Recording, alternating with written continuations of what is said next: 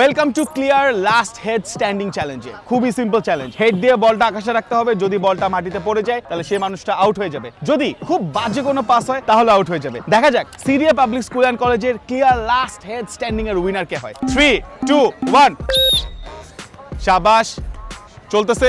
ও শাবাশ শাবাশ শাবাশ, good. ও সুন্দর সুন্দর, ও বাজে পাস এবং রেড কার্ড। শাবাশ শাবাশ, এই এই এই না, শাবাশ শাবাশ, ও মাই গড, গুড। তোমাদের তিনজনের মধ্যে যে কোনো একজন কিন্তু আজকের এই ম্যাচের উইনার। যে আমার মতো করবে সে ফার্স্টে স্টার্ট করবে, ও ফার্স্টে স্টার্ট করবে। 3, 2, 1 শাবাশ শাবাশ, একটু জমুক একটু জমুক, আই শাবাশ।